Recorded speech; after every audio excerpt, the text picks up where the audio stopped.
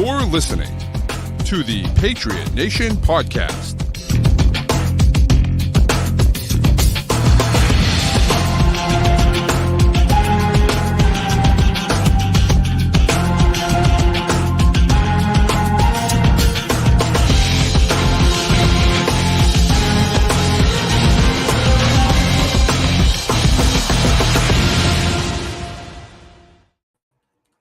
All right, welcome into another edition of the Patriot Nation podcast. As always, your host here, Pat Lane, with my guy, Matt St. Jean. And today was the last day of Pat's camp, at least open to the public. And also, it was the first time that me and Matt had officially met in person, which is kind of cool. So we've been doing the show for 2 years now and had never actually met in person. So it was pretty cool to get a chance to meet Matt and, hang out a little bit and watch the Patriots offense get dominated by the Eagles. Yeah, great to finally meet you. As anyone who's watching this can see, I clearly did not bring sunscreen to today's joint practice. So I'm a little bit redder than usual. I'm just matching the colors of the podcast there. Yep. It's great weather. I did not prepare adequately. No, it was not a good decision by you. And you're not exactly like I could get away with not putting on sunscreen. You can. I do not have the complexion for that now. So yes. Also, Matt is significantly taller than me. I don't know if you knew that or not, but if you saw the picture I posted online earlier in the day, significantly taller than me. I think a few inches. What are you, 6'2"? 6'2", 6'3", depending on the day. Maybe 6'3", yeah. Multiple inches taller than me. So not that that's any huge feat of anything like that, but nevertheless. Hey, I think I'm the tallest St. Jean to ever exist, at least in my lineage. I love it. Did not get the height genes from the French Canadian side, that's for sure. Yeah, well, that's the way it goes. So, hello, Matt. Appreciate you tuning in, even as you're dozing off. We appreciate it. I know it's late. It's awfully late, but it's late because Matt was here hanging out. Went to the hall afterwards. Went up to the lighthouse. Came and met the fam, and at least most of the fam, and was hanging out for a bit, and then spent 5 hours on 95 after. It's just the worst. It's just the worst, man. Yeah. So it's the way it goes. Great. Traffic everywhere is the worst, and then especially going to New York City is like, come on. Yeah. So like the Patriots offense today, I got off to a rough start, and then had trouble moving. Yeah. Oh yeah. So let's get into it because this is really, I think offensively, look, the defense is the defense. I think we're going to be okay defensively. I know you don't have Christian Barmore out there. The Eagles had a really tough time running the ball against the Patriots. I thought they did a really nice job of stuffing the run. Do we want to start with the happy stuff there with the defense? You might as well, right? Let's start with the defense. I thought the defense looked good. Jabbar Peppers was flying around, just absolutely murdering people. There was one, the Kenny Gainwell one was awesome, where they ran, I think it was a quick screen outside, and Peppers just came down like a bat out of hell, and Gainwell turned around to block him and just got absolutely steamrolled. And you can see awesome. That in the clip the social team posted today. Yeah, it was great. If it was live, Peppers would have taken some heads off today. There was a slant to AJ Brown at one point that was like right in front of him, and like if it was he would have taken someone's head off. I also thought different player, but Tristan Hill really tackled somebody today on run defense, and it got a little reaction from the Eagles sideline. AJ Brown turned around and gave a little ooh when Hill comes up and spins somebody to the ground. It did feel like the Patriots were the more physical team today across both fields. I would agree. Yeah, I think there are two possible ways you can look at this, and the first is the very obvious. Football is a physical game, and it's awesome that the Patriots are bringing the intensity right off the bat. From where we were, they were doing special teams on the field away from us, and there was a hit during special teams that you could hear from there that got everyone's attention, and then you could see the ball pop loose, and Jermichael Hasty, I think it was, picked it up and ran it in for a touchdown, which I believe was Raekwon McMillan, is what I had originally heard, hitting hitting a blocker into the returner. That's what the Okay. contact was. And there was a lot of defensive contact too and all that, which is great. The other way I think you could frame this if you wanted to, when you look at the number of flags on New England's offense today, and the fact that the Eagles really, as far as we can tell, we're not hitting like this, you could look at it as a little bit of a discipline thing with the team of guys, if we were saying we're not tackling to the ground, New England tackled to the ground a couple times. New England was hitting harder. New England was getting flagged a ton on offense. It looked like they were having a harder time staying within the bounds of what was going on during the practice. Yeah. That's a good point. I mean, it really is. Obviously, you want them jacked up and you want them ready to go and being physical and being aggressive, but at what cost, I guess, would be the question. And so, that's kind of the way I look at it. And Rusty over. I'd rather be too physical than not physical enough. I would agree. It down way easier than ratchet it up. So it's not a big deal, but I agree 100%. And also, the other part of this for me, I think at least, is that you want them to be more disciplined, obviously, and you hope that comes, and hopefully it was just some growing pains and stuff with the offense, but I'll take it. I'll take the aggressiveness, even if they're a little overly aggressive, even if they're a little too aggressive at times. The Patriots are not going to be a good team, right? The Eagles are going to be a good team, right? And so I'd be okay with the Patriots being a little over aggressive, even if that costs them at times, even if they take a penalty or two. I don't mind that because you're not a very good team. That's how you steal a win or two, right? That's how you kind of develop that type of mentality. Mm-hmm. Like, hey, we're going to bring it every single play, yes. Right? And I think that's kind of the way I look at it. And so I have no problem with that. And so we'll see. Another guy I wanted to point out, Rusty mentioned him, is Matthew Judon. And Matthew Judon, for all the things, I heard Tommy Curran say this, and I just thought it was such a great point. For all the bitching about him complaining online, people are not happy that he's being public about complaining. But realistically now, he doesn't have to be out there. He's out there in full pads, running around, hitting people, chasing people. There was a play where he got beat by Saquon, but he was 40 yards downfield covering Saquon on a wheel route. He doesn't have to do that stuff, right? He's in the middle of a contract dispute. He chased Saquon down from behind from like 30 yards away and forced a fumble. Which was a nice play. And, it was kind of – but still. For the fans, but good hustle. Right. But what the heck, you know what I mean? And so but he doesn't have to be out there doing that. And he is. And I think that shows the type of guy that he is. I think it shows the type of teammate that he is. Before practice, we saw him out there. I didn't think he was going to practice. It looked like he wasn't practicing the way he was sitting down. But he was holding court over there, right? He had Marcus Jones over there. He had Jonathan Jones over there. He had Juwan Bentley over there. He had, a few other guys. I think Gonzalez is over there. They were all just kind of all hanging out together before practice. And so that's the type of guy that you want as a leader on your team, I think. And so, the fact that he keeps bringing it every day, and look, maybe they'll trade him, maybe they won't. In my opinion, I think what's going to happen is that they're not going to extend him and they're going to give him more this year. And then they'll say, hey, look, if you play up the snuff, we're going to give you more money, and we're going to give you some incentives in there as well.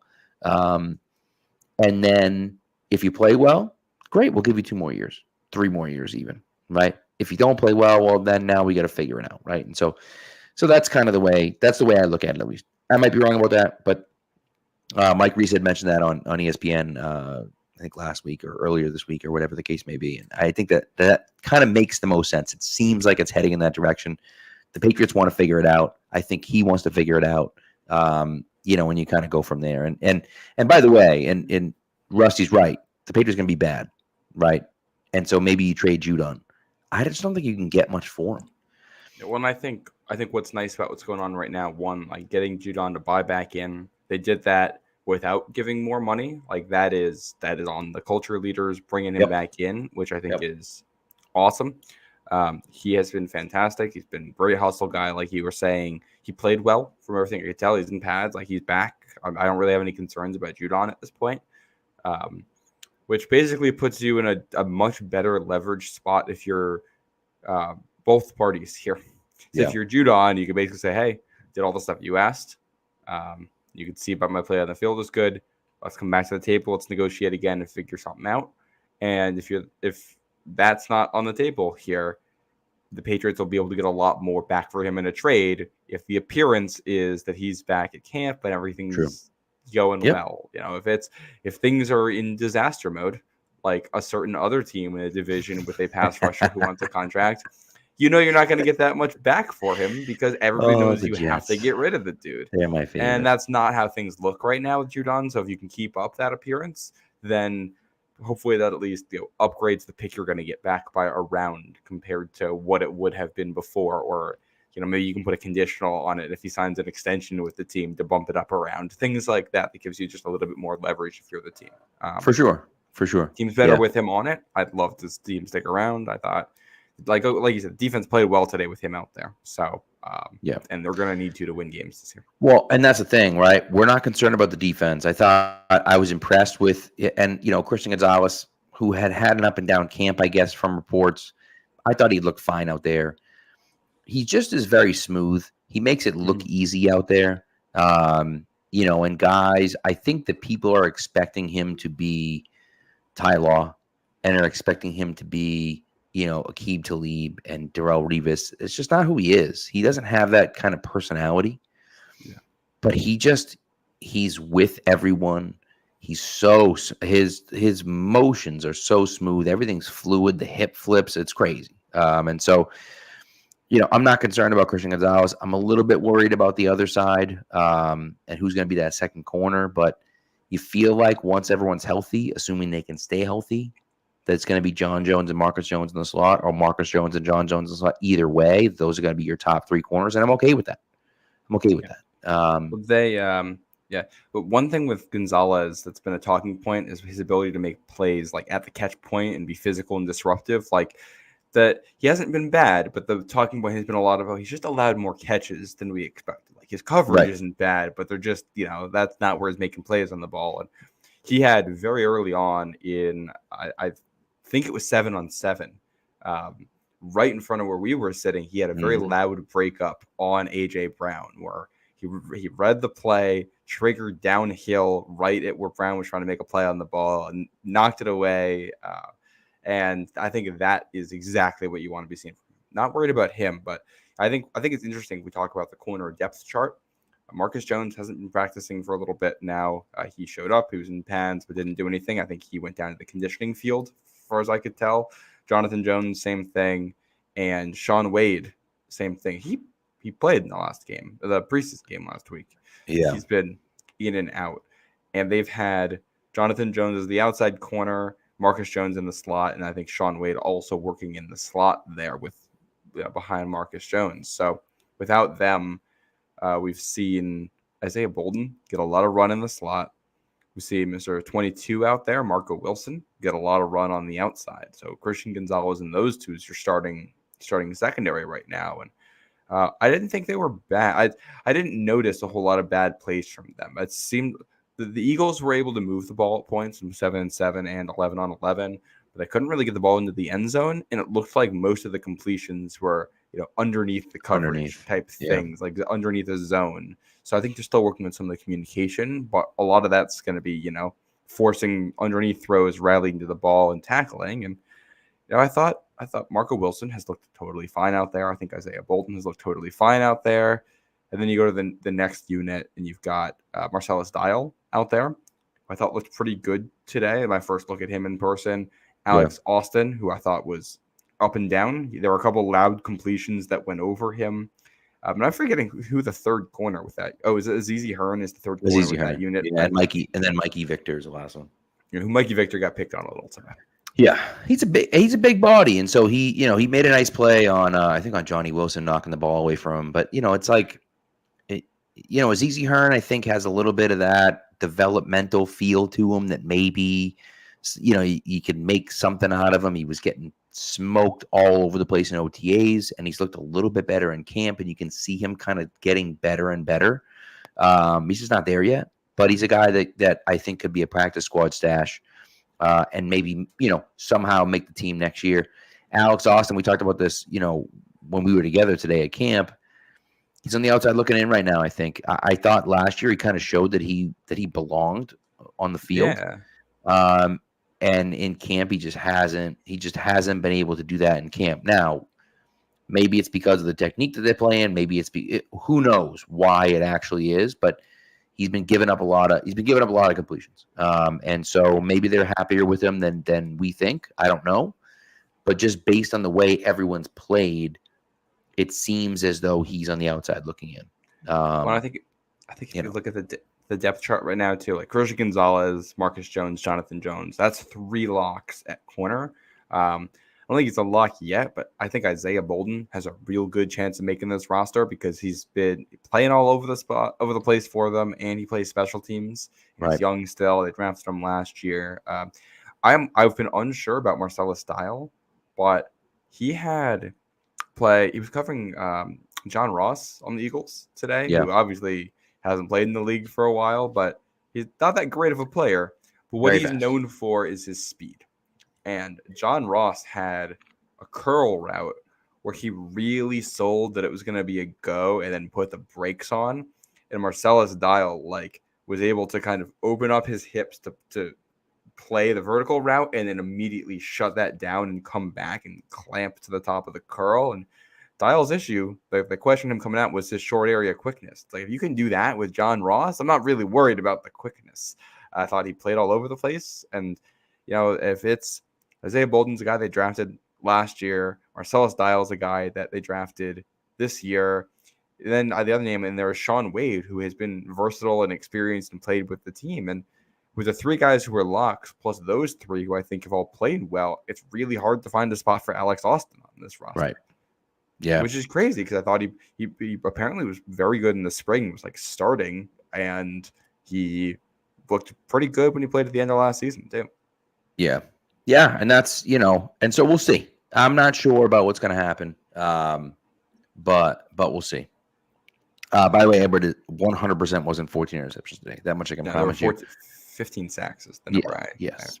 So, while we're talking about the defense, one thing I thought was kind of interesting, the pass rush and just the whole front 7. So I thought New England's front 7, no matter if it was first or second team, really didn't allow anything in the running game all day long, which was awesome. That's been an area of strength for them.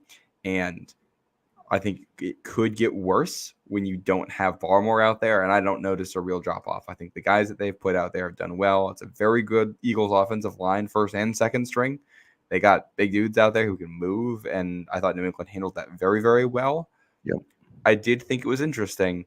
They got pressure on Hurts pretty regularly. They also mostly did it by blitzing. And that, I think, is one of the interesting questions for New England's defense this year. If Barmore's not out there and you're going to be in a run defending look a lot of the time, that means your only real pass rusher out there might be Judon, and then it might be Anthony Jennings on the other side. It might be Keon White on the other side, who's a little bit more of a run guy right now. Might have 2 or 3 defensive tackles in the middle, like Godchaux and Purcell, who are just run stuffing guys. Can you get pressure with a 4-man front? And if you can't, if you have to bring blitzes to actually be able to get pressure the quarterback, that means you're going to leave all those secondary guys that we're talking about one-on-one. There was a play, we're doing 11-on-11, 2-minute drill, and it was 4th down, 11 seconds left in the game, 2-minute drill for Philly, 20 yards from the end zone, 25 yards from the end zone, and New England brought the house, and it almost got there, but it was picked up just enough that Hurts gets the ball out to A.J. Brown, who was open on, I think, Alex Austin. I'm pretty sure it's who it was, and they ended up giving Alex Austin a tackle on the play, saying that the receiver was tackled inbounds and the Eagles couldn't get to the line in time, so the clock ran out. Patriots win in that scenario. But asking a corner like Alex Austin with the game on the line to make a one-on-one tackle with A.J. Brown in space if you're trying to build your whole defense, your whole season off of that, is going to be a rough thing. So I just think that's a situation to monitor defensively. Yeah, and it's going to be a good question. We don't know, of course, but that's going to be a good question as to what the Patriots can do, and can they get after the quarterback with just 4 guys? That's how you win, right? Is getting after the quarterback with 4 guys. We haven't seen. I know Keon White has been working on his pass rush technique and trying to develop new moves. His power move is still really good. The rest of it is lacking still. It's fine. It's fine, but it's just not. It's not there yet, right? It's not where I'm going to be expecting 10+ sacks out of him or anything like that. So no, and Josh Uche is fine. He's okay, but I barely noticed him out there. Yeah, if you double team Josh Uche, it's over. It's over. He can't be the double team to save his life. His issue right now is just getting on the field, because right now they're playing a lot of Anthony Jennings over him because he's a really good run defender, and they're leaning into that, at least on early downs. Judon is obviously going to be above him. And then, they're going to Keon White and Dietrich Wise because they want to be heavy up front, and they want to be able to bully you. And that's, again, part of that run defense stuff. They don't want to be easy to run on. So Uche's not necessarily going to be out there a ton. And, O'Shane Zimenez is a guy who has gotten pass rush looks and is bigger and more physical than Josh Uche and can defend the run as well. And they have the other thing, they might go with Daniel Ekuale or Tristan Hill or someone like that out there on passing downs and on third downs. And, I think Uche will be a game day active. I think he'll be in the game plan. He'll play special teams, all that. But it isn't that hard to imagine a situation here where he is just not active on game day at some point this year if they decide they want to prioritize other things in their front 7, which I think is kind of crazy when he was, an 11 sack guy a couple years ago? 10 and a half sack, whatever it was. Yep. Yeah, I mean, it's frustrating, but, what are you going to do? I guess that's the way it goes. So, all right, let's take a break. Let's go offense, because a lot of questions about offense, a lot of questions about the offensive line.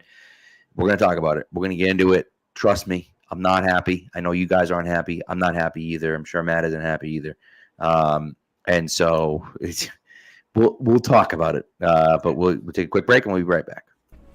Nothing beats the sights and sounds at Fenway Park when the Sox take on the Yankees. From the smell of good Fenway Frank to the cheers of the crowd, there's no better way to spend a summer evening. And with Game Time, you can make sure you're there. Game Time is an authorized ticket marketplace of Major League Baseball, which makes getting tickets faster and easier. Prices on the Game Time app actually go down the closer it gets to the first pitch. With killer last-minute deals, all-in prices, views from your seat, and their lowest price guarantee, Game Time takes the guesswork out of buying MLB tickets. The Red Sox return to Fenway from the All-Star break in a few weeks to host the Yankees and Mariners, and using the Game Time app, you can quickly find the best value tickets for any game by looking for the blue check mark on the map. And with all-in pricing, the price you see is the price you pay, no hidden fees. Take the guesswork out of buying MLB tickets with Game Time. Download the Game Time app, create an account, and use code CLNS for $20 off your first purchase. Terms apply. Again, create an account and redeem code CLNS for $20 off. Download Game Time today. Last minute tickets, lowest price, guaranteed.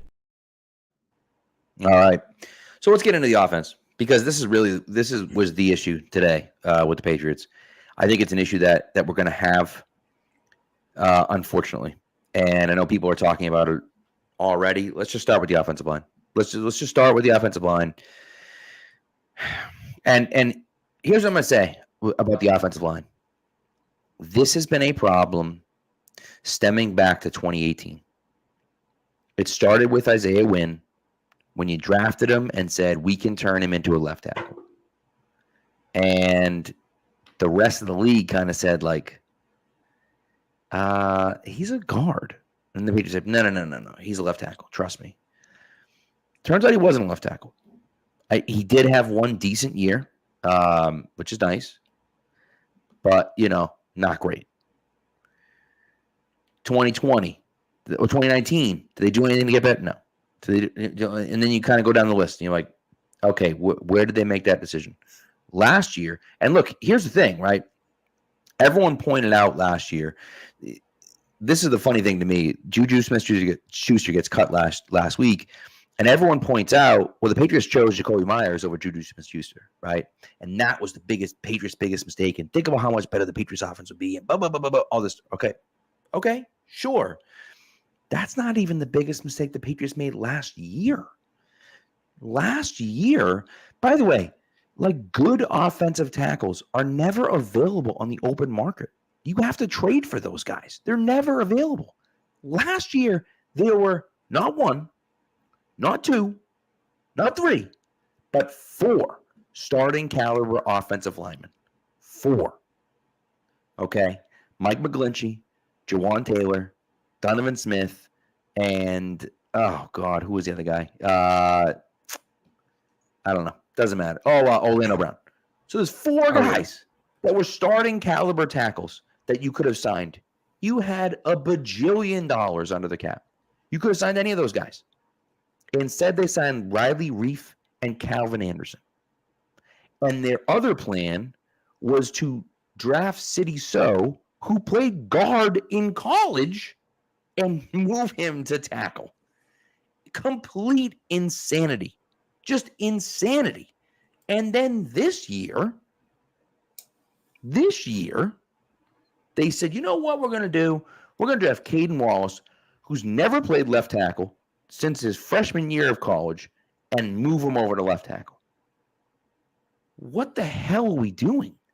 Right? And I know that they tried to trade up for a tackle and it didn't happen and so on and so forth. They wanted Polk in the second round. And they drafted a wide receiver in the second round. I don't have a problem with the Polk pick. I know some people think they should have taken a tackle in the second round instead of taking a wide receiver. And I get that. I understand that. There are some people that think that they should have taken Joe Alt at number 3 instead of Drake May. I disagree with that too. But I understand where you're coming from. I disagree with that too. But this has been happening forever. And I didn't even mention the fact that you franchised Joe Thuney in 2020 and then didn't re-sign him in 2021. So you got nothing back since you spent so much money. You didn't even get a friggin' compensatory pick back for Joe Thuney, one of the best guards in the league. Still. Right? Still one of the best guards in the league. You trade Shaq Mason for nothing, and then you let Ted Karras walk when you could have given him a reasonable contract to stay as your guard, and so then you draft Cole Strange in the first round. It made absolutely no sense. The whole thing made no sense. And so we've been taught, this is now 7 years we're working on, where they've been trying to solve the problem of the offensive line, and they've been trying to solve it with patchwork stuff. Instead of saying, we're just going to pony up. Is Mike McGlinchey the best tackle in the league? No. But when you don't, we saw this in 2021, when you don't draft the guys, when you miss on the draft, or you ignore them in the draft, you have to pay a premium. They did it in 2021 with Judon and Bourne and Henry and Jonnu Smith and Aguilar. Some of those guys were good signings. Some of those guys weren't good signings. But you have to pay the money. And they've been unwilling to do that. They've been unwilling to spend serious draft capital on positions of need. Right? They drafted Cole Strange in the first round. It was dumb. You don't draft a guard in the first round. Like, what's wrong? And that was them addressing a position of need, but only because they made it a need. Right. Right. And it's just crazy. Well, the whole thing is, and it's, I know you lose Dante Scarnecchia. Patriots have had a good offensive line for like a quarter century before all of this. Like they have, so like I understand going through bumps and that's fine, but It's just they've hit a point now, and I'm not gonna blame this new front office for it a whole lot at this point because this offseason you're dealt at this point all bad options where you really don't. There's nobody you could have signed in free agency where you feel good about them starting for you at tackle. Right. Like last year, there were options, maybe not great ones, but ones that you could stomach. This year, there really aren't. And you're at a spot in the draft where, like, if there's a quarterback you like, you can't pass. You just can't. That's correct. You have to take this.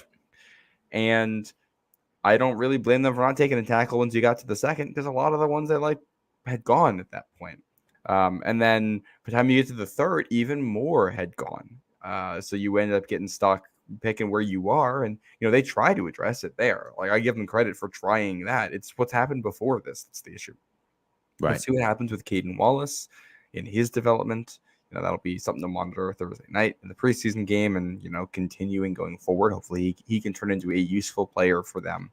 He and Layden Robinson, because they need as much help as they can get on the line. But right now, it feels like they are 2 franchise tackles away, or at least 1 franchise tackle and 1 kind of decent tackle away from being a competitive offensive line. And you typically only get guys like that if you're taking them in the first round. Either that, or you need a wizard of an offensive line coach. Right. We're not there with Scott Peters yet. Maybe he gets there, and you can't address that until you pick again next year in the draft. So you just got to wait. Like, that's all it is. And it stinks because this is the unfun part of rebuilding. There is a glaring issue in this team. The boat has a hole in it. Everyone knows the boat has a hole in it, and you have nothing on the boat to patch it. You just have to hope the boat can get to the next port, and then you can fix it then in the draft next year. It's true. I will say I did think it was interesting because we had a decent look at the offenses from where we were, but not the best look. The press had a better angle on what was going on, and I thought it was interesting.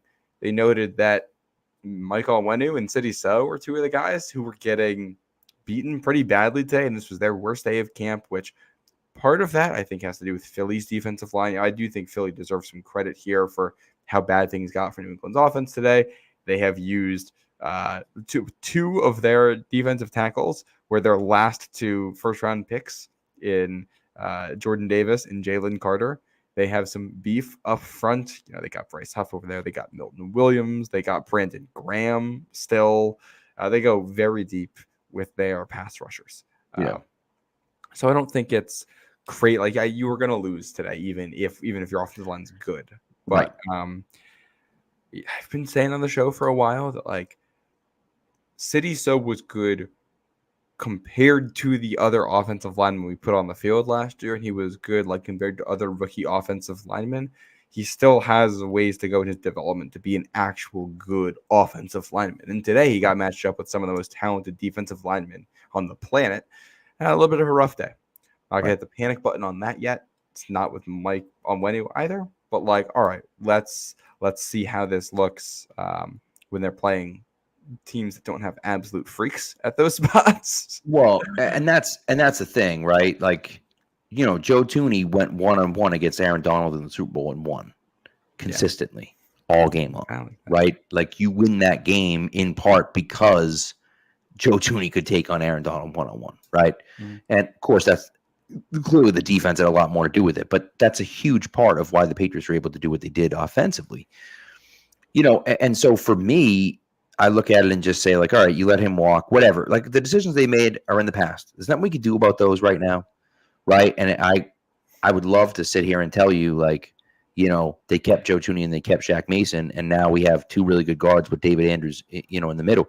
Shoot, even if they had taken, instead of Jake Andrews last year, they had taken, DeJuan Jones, at least then you'd have a tackle, right? Like, and this is where you start to look at it and say, like, man, like, they had all these opportunities and they didn't take them, right? Yeah. And so, and they drafted a developmental guard in 2022. Well, why not draft a developmental tackle? You don't have any tackles. Like, keep Ted Karras and draft a developmental tackle. Like, that. And they drafted. They technically drafted a tackle in 2022. It was Andrew Stuber in the 7th round. Yeah. They drafted a tackle in 2021. It was William Sherman in the 6th round. They drafted a tackle in 2020. It was a tackle in the 6th round. They drafted a tackle in 2019. It was Yadni Kajust in the 3rd round, who basically never played for them. They have, if we are including City So as a tackle because they announced him as a tackle, they basically drafted a tackle every year going back to, I think going back to 2016. They at least drafted 1 tackle. The problem is, you're the guy who's played the best for them of all of those players is Isaiah Wynn. Right. Which is crazy. And then the next best one is Connor McDermott. I mean, you got a 3rd round pick in Antonio Garcia that never played for you, which obviously was an unfortunate situation. 3rd rounder in Yadni Kajust, who could not stay healthy for you and never really developed into anything. And outside of that, a whole host of day 2 and day 3 guys that are really low odds at the position, and City So, who went right back to guard. And I think this kind of comes back to the other part of the offensive line management, which is the coaching. They have been so inconsistent on that front with what they want to do. Yeah. They have 2021 where Josh McDaniels is your offensive coordinator, and you're going to have a very diverse run game that is built primarily out of gap scheme runs. And then in 2022, you switch to the Matt Patricia experiment with outside zone. When you draft for outside zone, but Matt Patricia can't coach it, the whole thing falls apart immediately. And in 2023, you seem to go back to the power stuff with Adrian Clem. You draft a whole bunch of these big, beefy offensive linemen. And now here you are in 2024, and you're back to an outside zone offensive coordinator. So you're drafting different body types, different coaches. There's no development here. And if you want some of those day 2 and day 3 picks on the line to start hitting, which you kind of need to make this happen, you need some consistency there. So that is another thing, like, just going forward, you're not going to fix the line this year. That's just, we're past that. Right. You might make it passable. You might be able to make it the 30th line and not the 32nd line in the NFL, like something like that. Right. But that is the long term, is to have Scott Peters do enough with this group this year and AVP do enough that you are keeping this coaching staff around to develop these guys and improve together. Because in theory, if everything goes to plan, you've got City-So at left guard locked in, you got Michael Wayne at right guard locked in, you got Andrews for a little bit, and then you just got to find 2 tackles. One of those is probably going to be your first round pick next year. The other one is just turn somebody into something. Get an Okorafor and make them better. Get a Vidarian Lowe and make them better. Get Caden Wallace and make them better. A guy like that on the right side and get him to a C-level tackle. And if you do that, you can be all right. But they're so far from that. Well, that's the thing, right? Is that, but you take a look at the Patriots of yesteryear, right? And you look at where they had drafted these guys. And of course, Damian Woody was an early draft pick, right? But like, a lot of these guys were undrafted rookies. Stephen Neal, undrafted rookie, phenomenal player, right? Of course, Logan Mankins added the first round pick, right? And so you start looking at some of these guys, and you're saying, well, they drafted left tackles early. Nate Solder, Matt Light, right? They drafted these, and of course, Matt Light was a second round pick, but an early second round pick. And they drafted some of these tackles early. And then the right side, Greg Robinson Randall was a third or fourth round pick, right? Who was the right tackle for the first Super Bowl. And and you start to look at some of these right tackles, and you're like, oh, it was just a guy that they found and they turned him into a tackle, right? Marcus Cannon was a 4th round pick, right? So, and of course that's a different situation. He had cancer and everything else, but you get the idea, right? That this is a situation where you really need a solid left tackle. And like you said, you can go from there. And Nagan, you're 1,000% wrong that Solder was a right tackle and was a bum at left tackle. Like, he was a franchise left tackle. Literally could not be more wrong about that. He became the highest paid offensive lineman in NFL history when he left the Patriots, and then he sucked for the Giants. He did suck for the Giants. You're right about that. He was very good for the Patriots. Yeah, I mean, he wasn't Hall of Fame level left tackle, but he was good. Top 10 left tackle basically his entire career. Yeah. Well, it's like you go back to the 2016 Patriots. I'm just pulling up their depth chart right now, and you got Soldier at left tackle, first round pick, and then Tooney a third, David Andrews undrafted, Shaq Mason 4th rounder, Marcus Cannon 5th rounder, and then even behind that, Adrian Waddle was the guy they picked up off waivers. Ted Karras was a 6th round pick. That apparently at this particular month that I picked, they had Jonathan Cooper as their backup guard. It was somebody they got back, I believe, in the Chandler Jones trade. Yeah. He was a first round pick, wasn't he? I believe so, yeah. Pretty sure I think Cameron Fleming, who was a 4th rounder. And that's right. You look at the Packers line last year. The whole Packers offense last year. Jordan Love is the only first round pick in there. Everybody else is day 2, day 3 picks. They're making it work. So that's where coaching comes in. I will also say this on the offensive line. If we want to look for a glimmer of hope right now, today was awful. Today, 14, 15 sacks in practice. Drake May sacked on 6 of his last 9 dropbacks. Lots of really, really bad stuff there. And to go with that, a run game that was very inconsistent. Mm-hmm. From everything I have heard about what happened today, it was hard to see some of the details from where we were. The issues with the running game were when they were, once again, doing the outside zone stuff, which we have talked about since AVP was hired is not necessarily a scheme fit for the bodies that they have on the offensive line. And it sounded like when they went back to the gap scheme stuff, so that is, for people who don't know, duo, which is a running concept that primarily is double teams right up the middle of the field, and power, which is when one of your offensive linemen pulls and is a lead blocker, and even inside zone with interior running concepts. When they did that stuff, the running game looked a lot better, and they were picking up 4 or 5 yards and getting some plays out of it. So I do wonder on that front if the struggles we saw in the line of the running game were just about them tinkering and trying to figure out what types of running plays work best. With that, I'll say the other part, the struggles in the pass protection were essentially all in your big passing downs. They did a lot of 11-on-11 2-minute drill stuff, just live 2-minute drill. And that is the worst case scenario for this offense that we kind of expected. We never expected the offensive line to be great. And in a situation where everybody knows that you have to throw the ball and you can't run and there's nothing like that, we all knew the offense was going to be bad there. And that is where most of the sacks and pressures happened, as far as I could tell. That's where May was having issues. So I think you couple that with a final point I'll make here, which is in the preseason game, when they ran play action, they blocked it. They didn't have an issue there. The quarterback had time. That is a difference from the last couple of years, because they've tried to do play action and it doesn't work. So if they can find running concepts that work, use that to stay ahead of the chains, and then with that, be able to run play action a lot, that will make a lot of the offensive line issues less of a thing. If it's 2-minute drill, and you're counting on Brissett or Drake May to go win the game for you, it's probably not going to happen. That's the way the roster is constructed this year.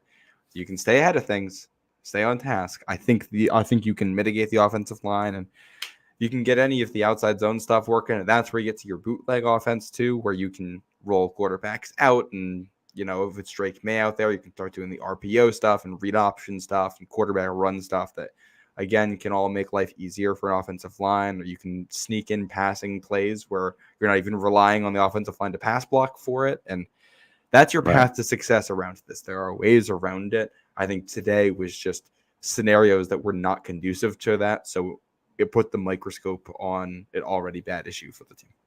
Yeah, that's true. And that's the thing. Oh, Nagan, I don't even know why I'm doing this with Nagan.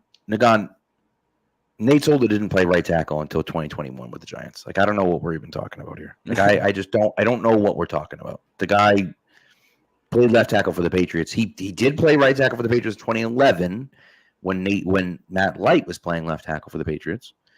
But then he moved over to left tackle in 2012 and then played left tackle his entire Patriots career, and then was moved to right tackle at the end of his Giants career. Like, I don't know what we're talking about here. He basically got moved there because he just got less athletic over time. He opted out. He missed the COVID year, didn't play in 2020, right? And and went through that. Listen, the guy had testicular cancer and played that season. I don't ever want to hear anyone say a bad word about Nate Solder. The man had cancer and didn't miss a game. Yeah, shut up. And if you want some stats here, he had a PFF grade of 75 or higher in every season every full season he played from 2012 through 2018, his first season with the Giants, except for 2014 when he came in at a 74.1. He had, a grade of 84.9 in there in 2013, 82.2 in 2016. Like, very, very good. Nate Solder, I think Nate Solder would probably be the best offensive lineman on this team right now. He'd be better than Michael Onwenu if they put him out there. His career didn't end the way, right? He became the highest paid left tackle in football, highest paid offensive lineman in football. Everyone expected him to be the best offensive lineman in football, and he wasn't, right? And he wasn't. And so now his career is kind of, marred because of that, I would say. And so people discredit how good he was. He was a very, very good player for the Patriots. He wasn't the best offensive lineman in the league for the Patriots, but he was he was a solid left tackle for them and bordering on very good. And so, anyways, as far as this offensive line is concerned, I just don't know what the hell they're going to do, man. I don't know what we're going to do. Peter mentioned Trent Brown. Like, at this point, I would happily take Trent Brown on this team, which is insane to say. This is why I was saying this back, and people didn't want to hear it after it happened last year, but Trent Brown was the best tackle in free agency this year. He was. And if they could have smoothed things over with him and gotten him to buy back in and come back for all the issues you got, that's a guy who can play left tackle and protect the blind side, and you can figure that out. Because now, Vidarian Lowe, it's not good. It's not good. And I think the real issue, I think they were counting on Calvin Anderson to bounce back. Calvin Anderson has not bounced back from what we saw last year at all. I think Vidarian Lowe has gotten better. I don't know if he's like a starter in the NFL or should be a starter in the NFL, but he has gotten better. I'll give him that. But it seems like the Okorafor to left tackle experiment is probably over. Yes. Caden Wallace was getting, I think, right tackle snaps today with the second string. Well, so LOL Castle guys, should they start thinking of putting Caden Wallace with the first team at left tackle? And Mike Cadlick mentioned this today. The last time they looked like an actual NFL caliber offensive line was actually when David Andrews missed a few practices. Nick Leverett was at center, and Caden Wallace at left tackle, and Okorafor was at right tackle, and they looked at least like passable. And I didn't see anything from Caden Wallace during team. Now, who knows what's happening, in one-on-one drills and, positional drills and whatnot. I didn't see anything in team that would, make me think that he didn't deserve to be the starter anymore, right? And so then all of a sudden, Vidarian Lowe replaced him, and, I didn't see it. Now, Wallace hasn't looked great since. I know that he's certainly had his struggles on the second offensive unit. He's been playing a lot of right tackle instead of left tackle. Calvin Anderson's been the backup left tackle. So maybe they just don't like him at left tackle. I don't know. I didn't understand. Like, it seemed like things were going pretty good with him at left tackle. And then for the last week and a half or so, it's been Vidarian Lowe left tackle, and the offensive line's been terrible. And so I don't know. And so it's hard to get a read on. Right. It seems like across the board, they haven't given a lot of their – I don't want to say they haven't given young players opportunities, but there has been definitely some emphasis on seniority on the depth chart.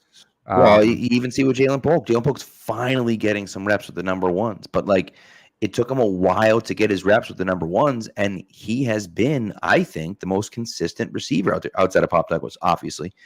I think he's been the most consistent receiver out there. And it's just taken him a while to get those snaps. KJ Osborne's been ahead of him the whole time. Jalen Reagor, for God's sake, has been ahead of him the whole time. And it's like he's finally getting integrated with the number ones. And so maybe that's what maybe Caden Wallace has to earn it back. But he was already in there. So I didn't get it. I don't know what's going on. But if performance is bad, you kind of have to look in the mirror and say, is this offensive line good enough? Because I don't think it is. Well, and Caden Wallace, I can't speak to any specifics about him from where we were sitting, but he's with the second team offensive line, and that's the one that was really, really bad today. That's the one that was unplayable. From where we were, I mean, you could see Drake Mace get ready for his 2-minute drill, and you just see him draw back in the red jersey, and he's immediately sprinting somewhere. Every single drop back. Right. So I don't know if that's Wallace's fault, but he's part of a unit that is really not playing well right now. And I also do wonder if they want cohesion here, and they're just like, you know what, we're going to start with this line. We're going to pick a line that we think can work together. We're going to let these guys practice together for multiple weeks throughout the summer, and then we're going to roll it out there week one, and we're going to see how it looks. We'll give it a couple of weeks, see how it looks, and go from there. Just to say, we're going to let these guys play together, get used to a new system, get used to a new offense, get live reps. Which I don't think that's the worst thing though. The one thing I think is one area where I think we have to slow up. There is definitely this feeling of times that we have to be ready for week one, and that exists. But also, nobody's fooled themselves here. We know this is not a playoff team, right? You want to be ready for week one. You want to be competitive. You want to win the games you can. All of that. Nobody's trying to lose games here. But the worst case scenario, if they roll out the starting line with Vidarian Lowe and all of them week one and it doesn't work the way you want it to, other than obviously player injuries, which I think are definitely a possible issue with every offensive line combination, is that you just roll out Caden Wallace in week 2 or Calvin Anderson in week 2 or move Michael Wenu in week 2 or something like that. You still have 17 football games to play, and you can and will make adjustments throughout the season. So just because this has been the starting offensive line for 2 weeks in camp at this point does not mean that this is going to be your starting offensive line when they host the Bills in January. Right. And you're not wrong. I just don't see what happened to that part make I don't them make understand. that change. That's what I don't get. And I thought Caden Wallace outplayed Vidarian Lowe in the preseason opener. Yeah. Where's competition, but Peter says every year in the offseason, I'm winning a guard. Midseason, we got to move him to tackle. And that's honestly that's what's happened, right? Is that the Patriots have looked at it and said, geez, our tackles suck. All right, let's move on one to tackle, and then we can plug in a guard, right? And I wonder if a core four can't hold up at right tackle, we might end up seeing that same thing. Layden Robinson, who again has been working on that second unit, which has been terrible, but Layden Robinson looked good in the first preseason game. There's a chance that the fix on the offensive line is Vidarian Lowe comes out at left tackle, Caden Wallace goes in, Layden Robinson goes into right guard, and Mike Onwenu goes out to right tackle, right? I don't love Mike Onwenu at tackle, but I think that if you have to get by and you need your best five, there's a chance that Layden Robinson at guard and Mike Onwenu at tackle is better than Mike Onwenu at guard and Chuck Okorafor at right tackle. I don't know, but that's. Yeah. Well, Peter asked a question in here about Onwenu. He says, but seriously, aren't we paying him like a mid-level tackle? Why not use him?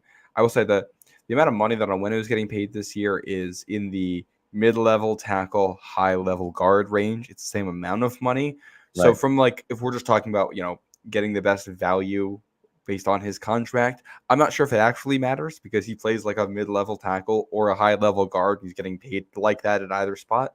But I think I don't think the monetary concern is an issue here, but I do think it's just, what makes your best five, and which has a lot to do with which is better, your second tackle, or your second right guard. And right now, they clearly feel like Okorafor at right tackle is a better option than Layden Robinson at right guard.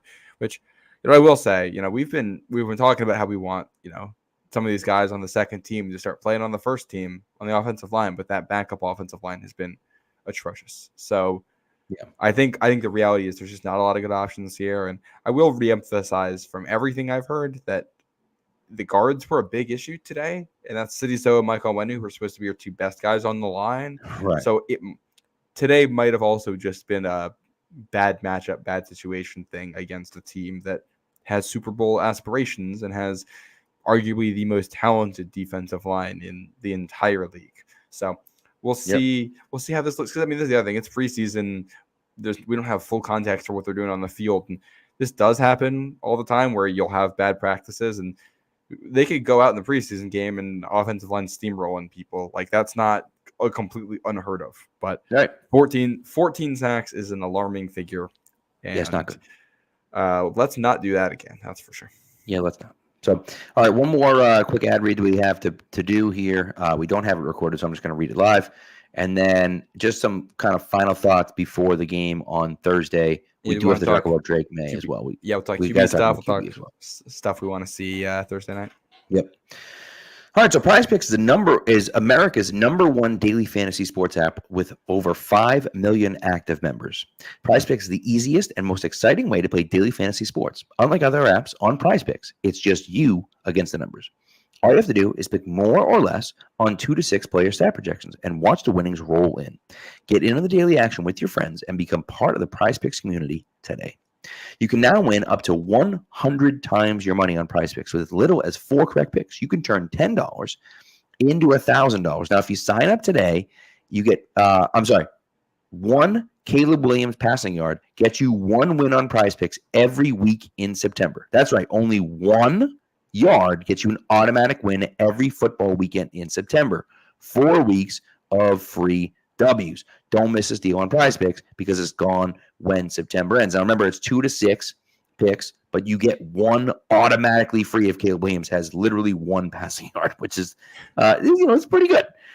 For me, they have season-long projections as well. I'm going Patty Mahomes for more than 4,300 passing yards, but Aaron Rodgers for less than 3,750 passing yards because, like, it's the Jets. I mean, like, they're going to screw it up somehow. And then I'm also going Tyreek Hill for more than 1,376 receiving yards and Saquon Barkley for more than 1,050 rushing yards as well. So you're going to download the PrizePicks app today. Use the promo code CLNS for a first deposit match up to $100. That's code CLNS on PrizePicks for a first deposit match up to $100. PrizePicks, run your game. All right, so let's get to the quarterback. We've talked about the offensive line quite a bit on the show. This is kind of the offensive line show here. We've had a lot of conversations about it over the last few weeks, and I think rightfully so. But let's talk to what everyone wants to talk about is the quarterbacks, and I want to start with this question right here, which is from John. Has Drake May been that bad? Bedard was ragging on him on Felger and Maz. No, he has not been that bad. Bedard loves to do this. Yeah. And love the guy. Love you mean it, as Felger would say. But people have a way of stirring the pot and just saying Drake May hasn't looked good and he hasn't done this and he hasn't. I think the growth and development that we've seen from Drake May over a short period of time is pretty impressive. He's throwing with a 10 more anticipation. He's, taking the checkdowns when they come. I think his footwork looks a lot better. And so I've been impressed with what I've seen. In 7-on-7, he carves up the defense. I mean, carves up the defense. We get to 11-on-11, and things aren't good. And, I wonder why. Maybe it's because he's behind a terrible offensive line, and then everything speeds up. He thinks he's going to get rid of the ball quickly. He thinks that, the deep passes aren't going to be available. That clock in his head starts to go faster and faster. And so 7-on-7, great. 11-on-11, up and down. Like, there's an obvious reason for this, right? And it's because he doesn't trust the protection in front of him. And why should he? Well, it's not even. Some of this isn't even trusting the protection. Some of there's just pressure. Right? Like, there's nothing to try. It's not even a matter of like, oh, his instincts. Like, it's just immediate pressure in his face. And I think May has gotten better. How much better is hard to tell given the circumstances of who he's playing with. And also, it seems like the New England defense is intentionally scheming against him in certain ways, and he's playing against an elite, a very, very. This is a top 10 defense, at least, even without Barmore, that he's going against right now in practice. So it's going to be tough for him. They are intentionally scheming against him, and then you're going against Philly today, and for all the issues with the Eagles last year, their defense talent was not. It was not. That's correct. It was the coaching that was the problem with that team, which they've completely redone the defense. And it sounds like they're using that talent quite a bit better. So I'm not going to sound any alarms. My concern with Drake May is twofold. One, it seems like they are set on playing him with twos, having him as the backup quarterback. It doesn't seem like he has a real shot to win this job, like the starting job. It seems like they want him as the backup, and they're going to keep him as the backup and develop him for a while. I'm not totally opposed to that approach. I think there's a lot of merit to it.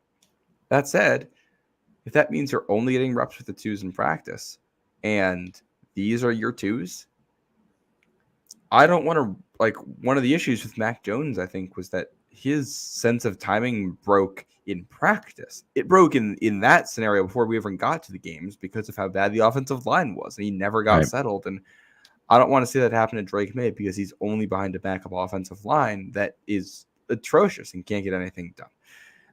And the other part of this is that I think from watching May, he seems like a gamer in a lot of ways.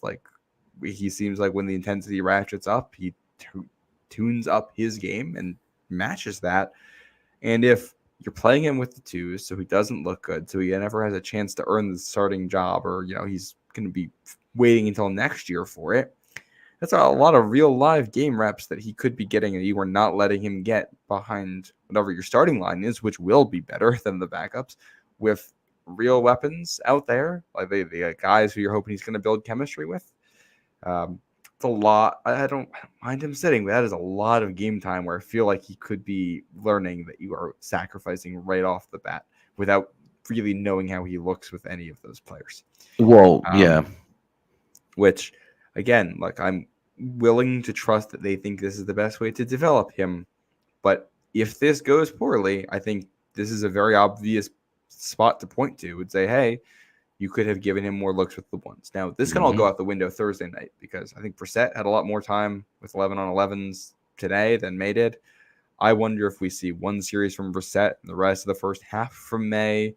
I think we see May get at least a quarter on Thursday night, and I would love to see him get a full quarter or half with the starting offense. Yeah, I would agree. And I think that's the right thing to do, right? At some point, you got to throw this kid out there, right? And he is a little bit of a project, right? I think he has some growing to do. I think everyone kind of knew that going into the cycle, right? That he's not a finished product, right? Now, I still think he's a talented player. But, one of the things, and this is part of it, right? You give Joe Milton a good amount of time. What does Joe Milton do? He makes some plays with his legs, and he makes some plays with his arm. And everyone says, whoa, this guy looks pretty good. This guy looks awesome, right? The athleticism is great. The ability to move and without structure and things break down. But here's the thing for me. Drake May can do those things too. Drake May can do those things too. What if we put Drake May out there and we see him running around making plays? And now everyone's like, oh, wait a second. That's what we saw at UNC. That's still that guy. He can still do that, right? And so this is when you don't give him the opportunity to do that, you take that away from him, right? And then what happens is people forget that that's who he is, right? And so, look, I'm not sitting here saying that Drake May's going to light the world on fire. I'm not saying that he should be the number one quarterback. I think he should probably sit for this year, at least for the beginning of the year. I don't know about the rest of the year, but at least for the beginning of the year. But you got to give him some reps, man. You got to get him out there. It's the preseason. Put him out there. And here's what I'm telling you right now. If you don't think he's ready to play in a preseason game at quarterback, you took the wrong guy at number 3, man. Yeah, you took the wrong guy at number 3. And I don't think there's any indication in practice that that's where he is in his development. So I think we see, I really do think that week 1 of the preseason was probably them just wanting to get people's feet wet, get used to game operation, and we're just going to get through this game and no injuries, and that they're going to showcase him a lot more this week. I hope that's what it is, because if you're not playing him in the preseason, what's the point? Like, if you want to set him in the regular season, that's fine. Preseason is the opportunity for him to grow and get live reps right now. There's no excuse for him to not play there. So I hope we see him a lot. One thing I think it was interesting, you mentioned Joe Milton in there. Joe Milton clearly got to run some bits of an offense that are built around what Joe Milton's strengths are. Right. And it seems like, to a certain degree, they are building things around Drake May's weaknesses intentionally, because those are areas that they are trying to build up. They're asking him to do things that he hasn't done before because that's what they want him to improve, because they know the things he's good at. Well, those things he's good at are things that should shine in the game environment. His ability to run, make plays on the move, and extend plays, things like that, which hopefully we'll get a chance to see. But he's good on his feet. One thing Evan Lazar mentioned on Patriots Unfiltered today that I thought was a very astute point. If you watch the Philly offense today with Jalen Hurts, one of the things that they do a ton of is basically what he called it. They called it the run pass option, which is where you have your quarterback do some kind of a read option with the running back. You can hand it off, and if you pull it, it basically turns into a bootleg to the other side. You can throw it to someone in the flat, or the quarterback could just take off and run. Drake May is athletic enough to do that. These are the kinds of concepts he was doing in college. And I think we've seen, there was that play that went around on social media from OTAs where he threw the no-look pass to a tight end in the flat. Yeah. And it looked like this kind of thing. So I think it's in there somewhere. We're just not seeing it as much right now. But if your offensive line isn't that good, plays like that allow your quarterback to move, stretch a defense horizontally, give a defensive line a lot to think about, and a front seven a lot to think about, make life easier for the offensive line. And even if they completely mess up a play, it still might not matter because the quarterback's rolling out the other way and dumping the ball off into the flat, and you're picking up 6 yards because Hunter Henry can run with it. Yep. And that is the kind of stuff we didn't really see today because that wasn't the type of offense they were running. Hopefully, they let Drake May be Drake May and call stuff for his strengths when he's in the preseason game. Do some of the weaknesses too. Make him learn. Give him some confidence moments. Let him show off a little bit. Yeah, I really think we need to see that. I would agree. Yeah, I totally agree. By the way, there are some people, and I've heard a lot of this, right? UNC can't produce a quarterback, right? LSU couldn't produce a quarterback before Joe Burrow. When's the last time LSU had a good quarterback? Right? Like, I couldn't even tell you. When's the last time Alabama had a good quarterback? Like, I don't know, Ken Stabler? Like, what are we talking about? They were known as like the school that couldn't produce quarterbacks, and all of a sudden you get Jalen Hurts and Tua and right. And so this is, that's kind of the point. I mean, Patrick Mahomes came from Texas Tech. When was the good last quarterback that came out of Texas Tech? Well, so it's like until you get the guy, you don't get the guy. You know what I mean? UNC has also like changed coaching staffs a couple times even here. Right. So, Drake May is not being coached by the last guy who came out. Like, well, it might be the same coach that had Sam Howell, but at least before that, basically every school is a school that doesn't have quarterbacks until all of a sudden they have a quarterback. Right. I mean, it's not like Michigan was producing like they had Jim Harbaugh who was in the NFL for a bit, but he wasn't anything special. Like Michigan wasn't producing elite quarterbacks, and then you get Tom Brady. Like that's just how it goes. Exactly. Yeah, and so that's the way I look at it. And look, we'll see. I'm hoping they open up the reins for him a little bit. I'm hoping that they allow him to. And look, it was pointed out, and I think they mentioned an early edition today. Like we talk about Caleb Williams and Jaden Daniels. Those offenses are going to be trying to tailor around what their strengths are. Lamar Jackson, that offense is tailored around what Lamar Jackson is. You mentioned it today at practice. Like they don't run flat routes in that offense because Lamar Jackson is the flat route for them, right? If nothing's open, he takes off and runs. And so, right now they're parsing down everything that Drake May does well. And they're saying, we want you in the pocket. We want you throwing the ball. We want you to go. But, that's not everything he can do well. And so, will they kind of allow him to kind of spread his wings a little bit and go out and do some more? So I don't know. We'll see. But I just think that we need to see it. We need to see it. And some of it's not going to be good. By the way, he's going to go out there and he's going to look like crap at times. And that's okay. That's okay. He's a rookie. It's part of his development, right? Peyton Manning went 1-15 as a rookie, or 2-14. 28 interceptions or whatever. He set the all-time record. Still holds it. The all-time record for interceptions by a rookie in a season. He still has it. So, let's just try to remember that he's a rookie. Maybe he'll play, maybe he won't. We don't know. It doesn't matter. He needs to play in the preseason because he needs those reps. They're important. They're vital to him growing. Yeah. Get it on film so you can see it, right? Those are the things. And look, even in practice, he's not actually getting. We can say they gave him 14 sacks today. No, they didn't. They didn't give up 14 sacks today because Drake May wasn't actually hit ever. And so that's the thing about it. When you go to a game, you getting hit for real, kid. So that's the other part of it for me. Well, and the part of that is that he has been good at evading sacks at points in his career. So some of these might not necessarily actually be sacks, even with the exactly. Pressure. So I know you did mention quarterback not being hit. I will say the Patriots did accidentally hit Jalen Hurts at one point during the practice, which goes back to what we started off with at the top, with maybe not being the most tightly organized machine right now. I know there's a couple comments in the chat I want to address. Can we talk special teams real quick though before then? Because I put that article up and I just want to talk about it for like a minute here. Yep. I put an article up. When did that go off? Saturday is when it went up. I think so, yeah. On Pat's Pulpit that you can go check out. Did a whole breakdown on the New England kickoff coverage and returns with the new stuff going on. Just some strategy stuff, so you guys have an idea of what teams are actually trying to do right now and what the Patriots are trying to do on kickoffs.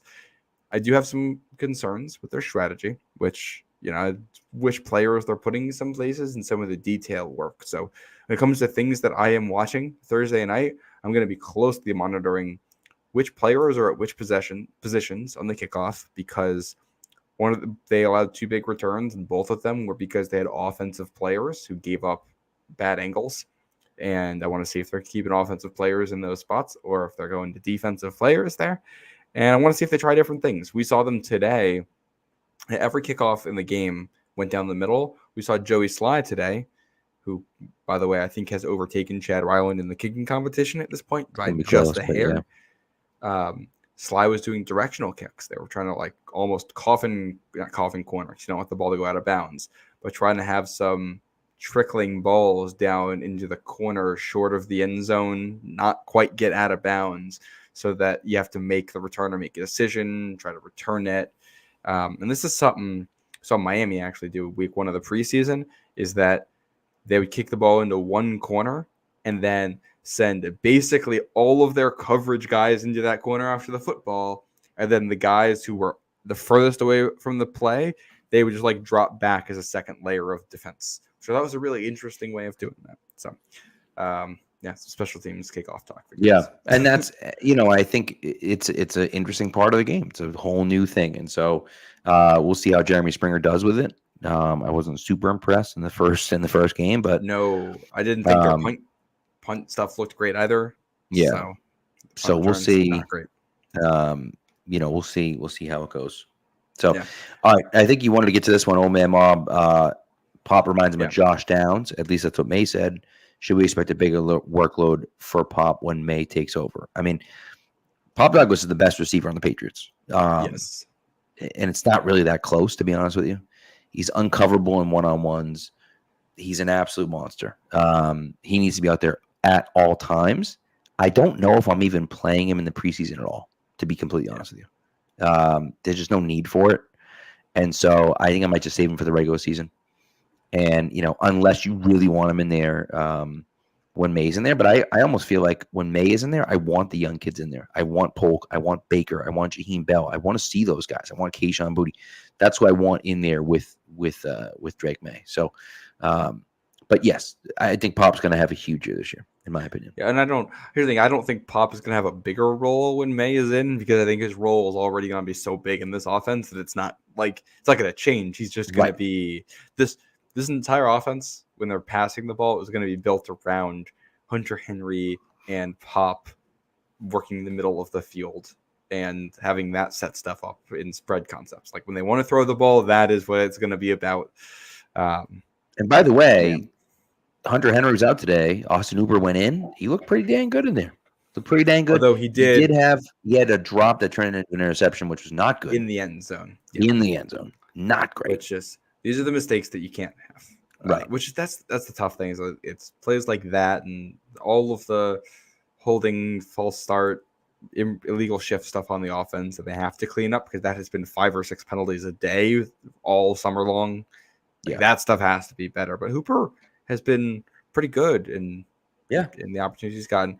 I want to address another question. Ashton Luck had said before, I like Wallace, but we could have gotten the kid from Yale who's a left tackle. I just wanted to give an update on this because I was a Karan Amagaji fan back at the draft. For those wondering on his status, he was placed on the non-football injury list. He had an injury at Yale, so that was it. And it appears that he hasn't practiced yet for the Bears. He should be returning to practice soon, is apparently the report. So but that's if you're looking for a status thing, like Amagaji still hasn't practiced. At least Caden Wallace has been out there. Right. Yeah. So you knew you weren't, drafting him. You had a pretty good idea he wasn't going to be ready for this year. Maybe he'll be ready mid-year. Maybe.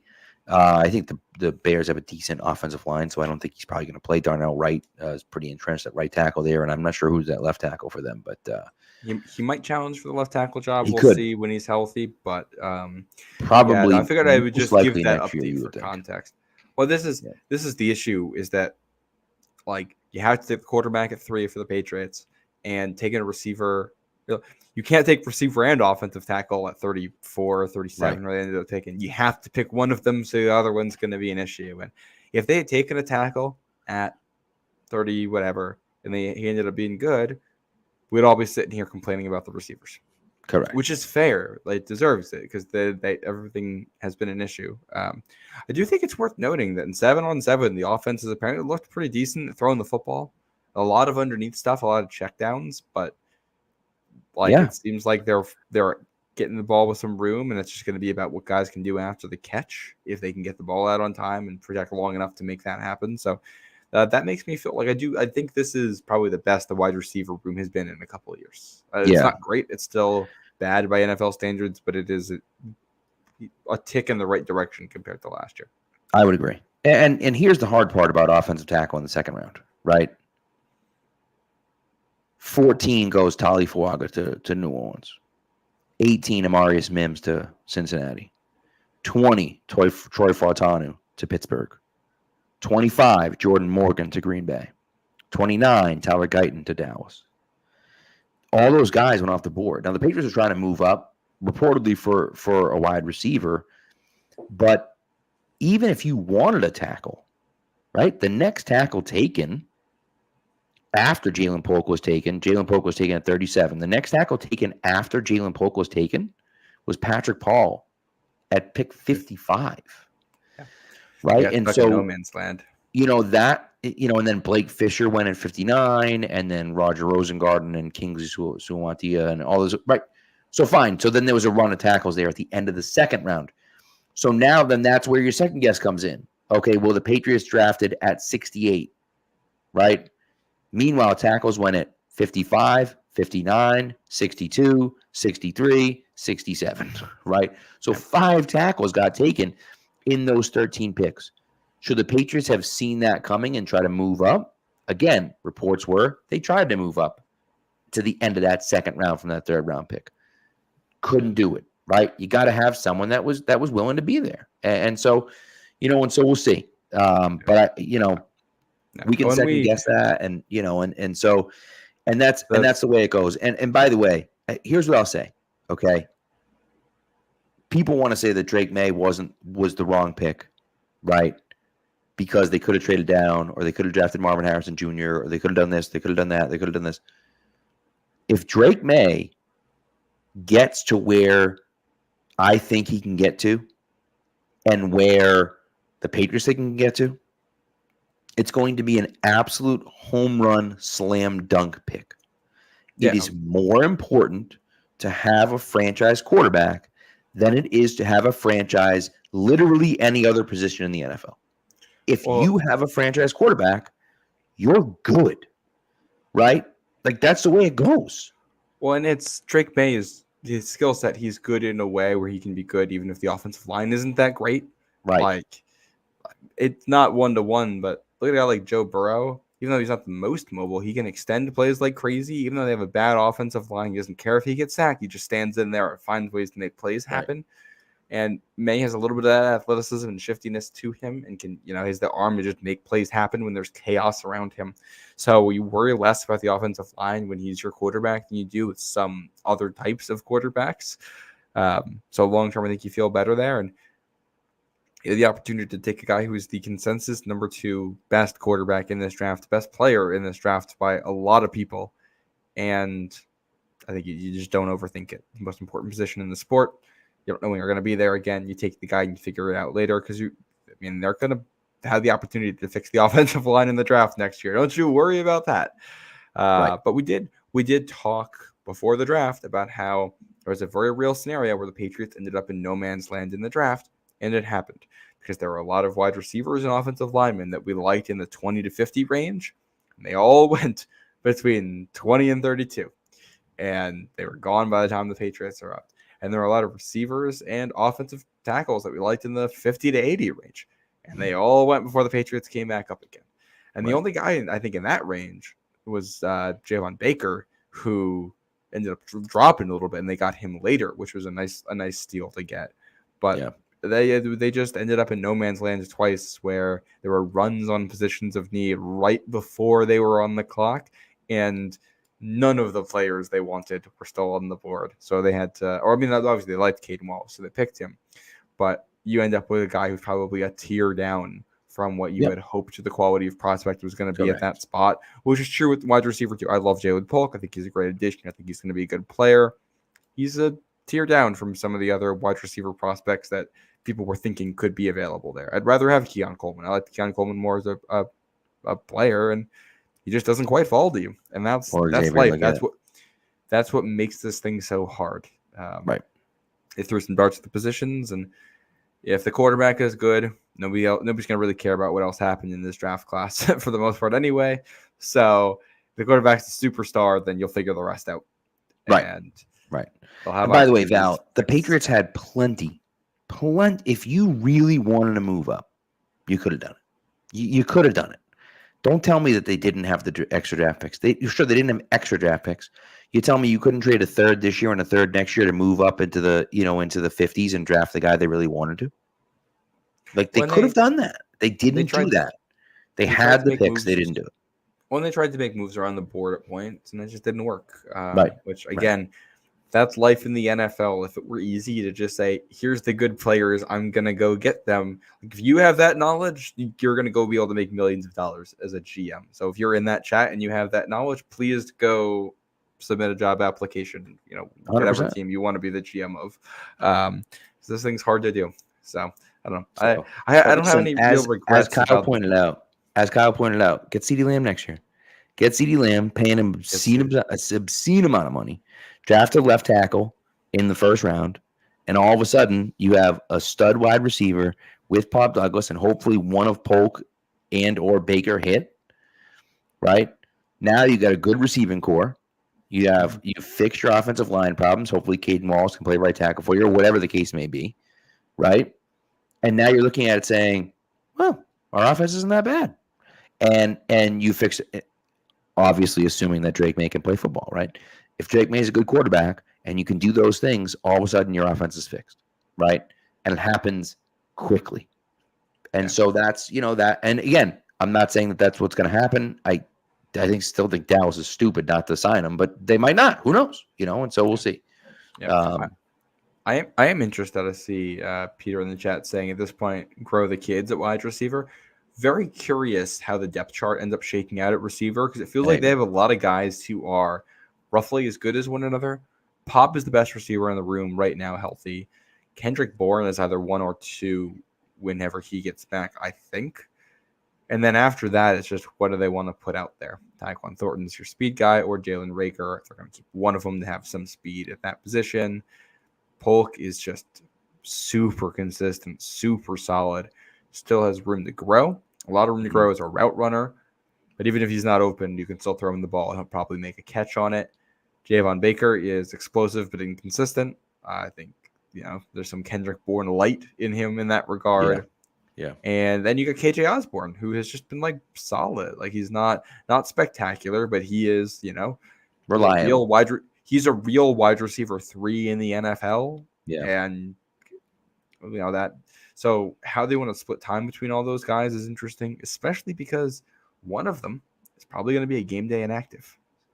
Right. So, I'm gonna circle back real quick to my kickoff point. The first big kickoff the Patriots gave up against the Panthers was because Javon Baker was supposed to be a force contain player on the kickoff and didn't do it properly. But I do think it's notable that they have him in that role, because if you want Javon Baker, the wide receiver, to get developed and play in games, being able to do some stuff on special teams to make sure that he is never the guy who gets the short end of the straw, and is the one of those 7 guys that you read about early on a Sunday morning when you're finding out the inactives. Get him in games, play special teams. Yeah, true. It's true. So, all right, it's midnight, so let's get the heck out of here. Long day. Long day. Look, Thursday, just get Drake May on the damn field, man. Just get him on the field. We're gonna be back same way. Same way that we were last week, which means that we will be live right after the game. As soon as the game ends, I'm actually going to the game. I am going to the game, but we're not going to last the whole game. No way. Okay. You saw my little guy at practice. He's not lasting the whole game. And I'm okay not lasting the whole game with him either. We don't need to be there for the fourth quarter. So just more to be in the stadium, kind of, get the tailgate experience with him, and then kind of go in and see some of the games, see some of the game and see some of the guys play, and hopefully he can have a few things to cheer about and stuff, and we'll go from there. So, that'll be fun. So we'll be live right after the game on Thursday night, and hopefully we see some stuff out of Drake May. We'll see, but fingers crossed, man. Anyways, well, thanks for tuning in, everyone. We appreciate it. Even though we were late tonight, we appreciate you guys staying up with us. And we will talk to you guys on Thursday night after, hopefully, we see a lot of Drake May. You never know.